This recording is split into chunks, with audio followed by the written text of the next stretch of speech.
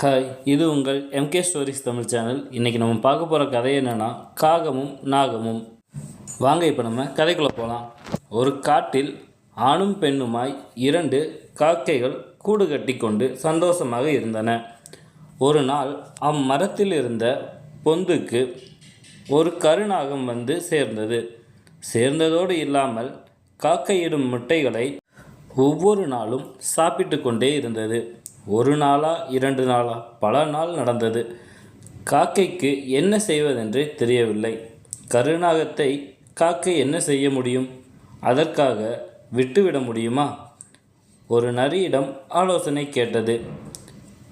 நரி சரியான யோசனை ஒன்றை சொன்னது. அந்தப்புறத்தில் அரசகுமாரி குளிக்கிற இடத்துக்கு போ.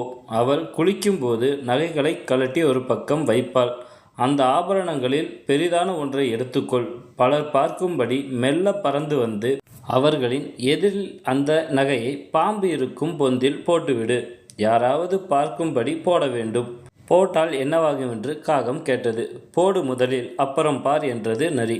காக்கை தாமதிக்கவில்லை. பறந்த அந்தப்புறத்திற்கு சென்று பார்த்தது. அரசகுமாரியின் நகைகளில் ஒரு முத்து மாலையை அதன் கண்ணை உறுத்தியது. அதையே கொத்தி எடுத்தது.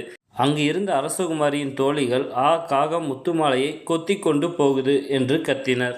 உடனே காவலாளிகள் ஓடி வந்தனர். காக்கை மெதுவாக அவர்களின் கண்களில் படும்படி பறந்து வந்தது. அவர்களின் அருகில் வந்து பார்க்கும்படி அந்த முத்து மாலையை பாம்பு இருக்கும் பொந்தில் போட்டது. உடனே காவலாளிகள் தம் கையில் இருந்த ஈட்டிகளை அந்த பொந்திற்குள் குத்தி கிளறினார்கள். உள்ளே இருந்து பாம்பு சீறி வெளியே வந்தபோது அதை கொன்றார்கள். அப்புறம் பார் என்று நரியார் சொன்னதின் அர்த்தம் காக்கைக்கு புரிந்தது. காவலாளிகளும் முத்துமாலையை எடுத்து சென்றனர். சரியான யோசனையால் நிறைவான பலனை அடைந்த காக்கை தம்பதிகள் நிம்மதியாக பெருமூச்சு விட்டன. மீண்டும் தன்னுடைய சந்தோஷமான வாழ்க்கையை வாழ தொடங்கின.